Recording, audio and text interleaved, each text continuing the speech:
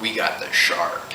If you're new to the channel, my background is mathematics, but I like to say I have a doctorate in street psychology. Or to put another way, you can buy an education, but you can't buy intelligence. So you want me to go further? There's a difference between intelligence, knowledge, and wisdom.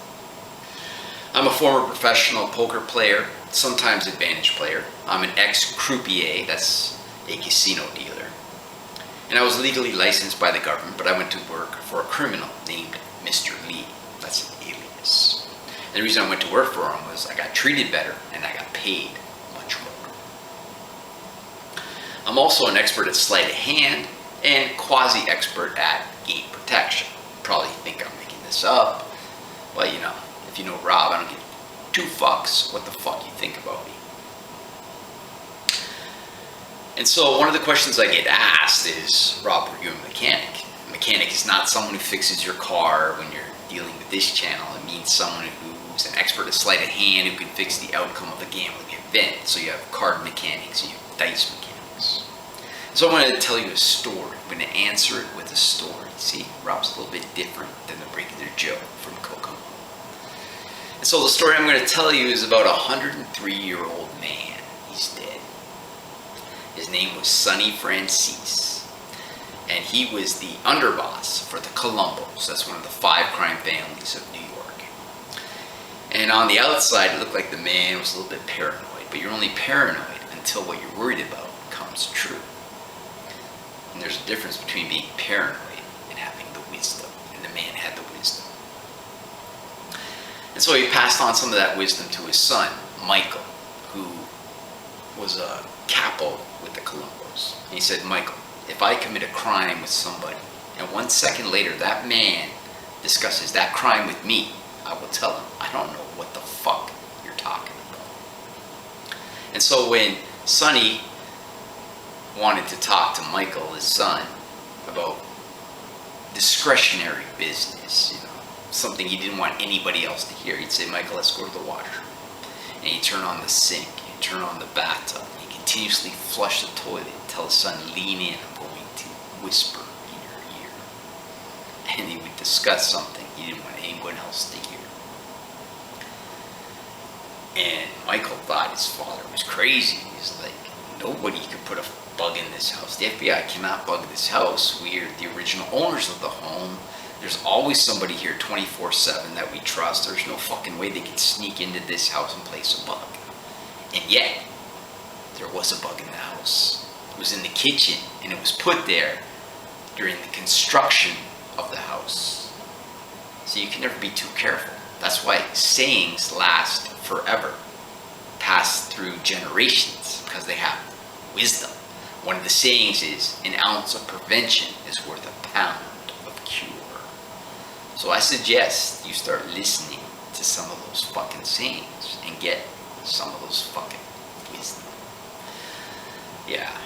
Anyway, so in other words, I'm not going to answer your fucking question. You know, I need 2 fucks. Well, mechanic, not mechanic. I don't know what the fuck you're talking about. You know what I'm saying? That's just the way Rob is. And so, in my videos, I was talking about these casinos, and they're scumbags, bro. They do all kinds of fucking nefarious fucking things like you can't even fucking believe. Okay, so now let's go back to my story. I'm a 22-year-old. My brain is not even developed. You got to be 25 before that prefrontal cortex develops, you understand? So you might make poor choices. So that's why maybe when I worked in the legal casino, we had to pool our tips, meaning I had to share it with all the other dealers. And not all games are equal, not all dealers are equal. Some dealers are likable, knowledgeable, and some people are dislikable.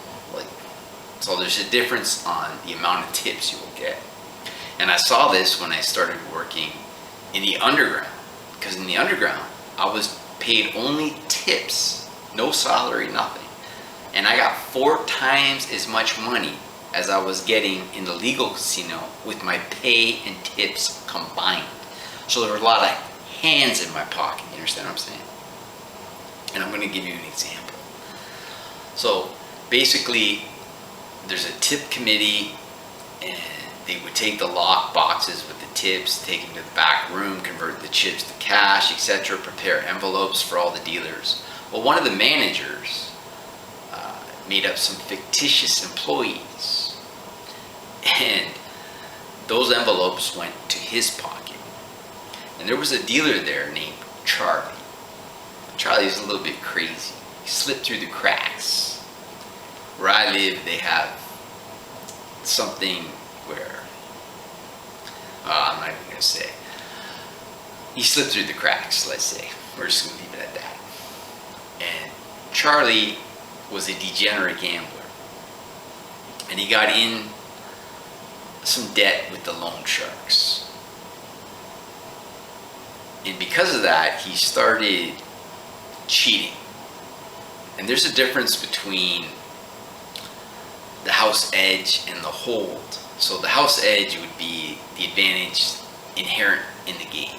So in blackjack, depending on the rules, you're looking at 0.5% to 3%. It kind of depends how they make the rules. But the hold is different. The hold is how much money do the players buy in for and how much do they leave with. So for every $100 bought in for, let's say they leave with 85, that's a 15% hold. And if you're cheating, the money's going out of the table. The hold will not look right. So the smart dealers were cheating, but they were making the hold look right, which means they had to cheat the honest player. And so when I started talking about casinos and the shenanigans that go on there, I wasn't saying it was coming down from the CEO. I'm saying the employees go rogue and do shit. But anyway, sticking with Charlie, let's just stick with the story for a second. Charlie, degenerate gambler. So this guy just debts, and he's paying them off by cheating, basically. It's basically what he's doing. Gets caught, supposedly gets caught. There's a difference between what you know and what you can prove. He gets fired, let's put it that way, but he's not criminally prosecuted. But Charlie doesn't care. Charlie, he knows he did wrong. But some people with weak mentality blame others for their shortcomings or for their fucking life circumstances. You know these people, they got fucking, they want a pity party kind of thing. They ain't got no fucking mentality. So Charlie's one of these fucking people. Blames others for his fucking faults. Alright?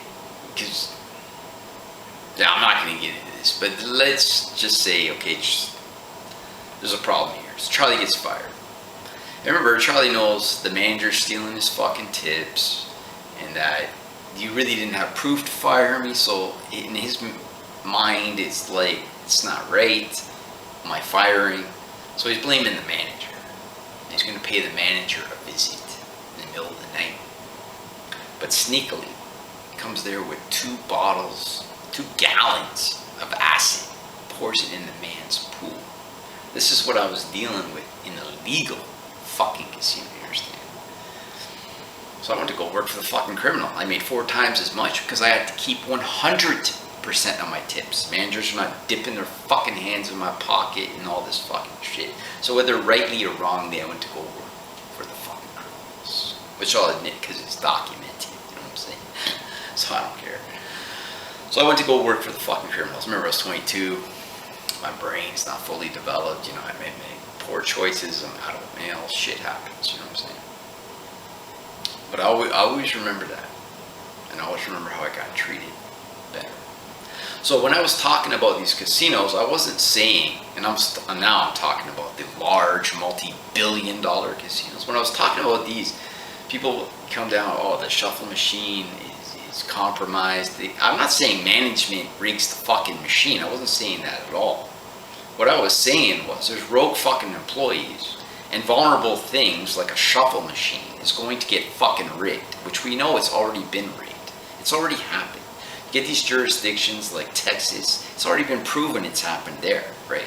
They're not legally run by the state, but it's like they were rigging the machines. The criminals got control of the machines and hacked the fucking camera. And I know it's crazy to think in a legal jurisdiction they could hack the fucking camera. Yeah, it's just craziness. And then meanwhile, this happened in the legal jurisdictions where the USB port was open to be compromised under the table of poker tables, and anybody could just drop a poker chip and put a USB stick in that port, take control of the machine and unplug it, and then just everything is good, bro. Everything's good. We're gonna win. And when the machine when the casino discovers the machine's been rigged, they're not gonna fucking tell that to the public. They're just gonna, let's protect the USB port kind of thing. You know what I mean? Like, nobody hears these fucking stories, or nobody hears these lawsuits. Oh yeah, the Golden Nugget had the unshuffled decks shoved in their fucking shuffle machine. My point was with that story that nobody sitting there as a customer can know possibly whether that machine's dealing fairly or unfairly, whether there's rising sequences or not.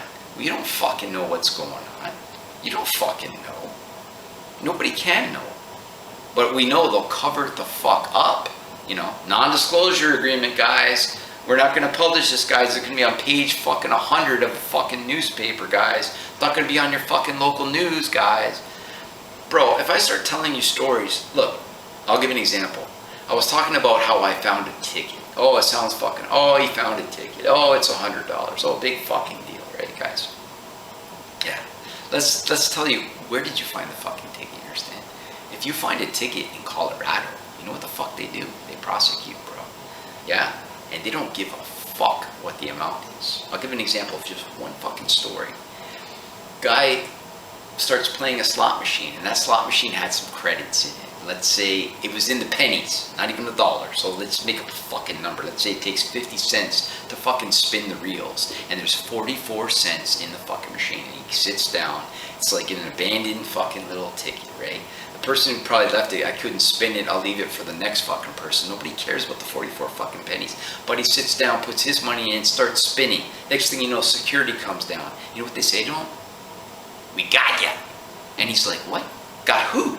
What the fuck are they talking about? They're talking about like it's the crime of the century. No, bro, you stole 44 cents. And you know who owns it? It's considered abandoned property, and abandoned property is, in Colorado, it's owned by the casino. And we even though we're a multi-billion-dollar corporation, we want our 44 cents, and we're prosecuting, and the DA prosecutes. And you know, he's a real fucking person, you know, tries to lease an apartment, and suddenly he can't lease an apartment because, hey, I'm a criminal. I stole 44 pennies from a multi-billion-dollar casino. You cannot make this fucking shit up. Goes for a job. I'm not bondable, guys, because I stole 44 fucking pennies from a multi-billion-dollar casino. Are you fucking kidding me, bro? They prosecuted 700 fucking times in Colorado. This is ridiculous to me, bro. But that's what the casinos are, but you don't know because, hey, guys, here's your fucking free drink. You're the sucker, right? The sucker doesn't understand what the fuck is going on there. But you know what? The sharps do. And that's what we call them. We call them sharps and flats. You can be a sharp or you can be a fucking flat. It's your fucking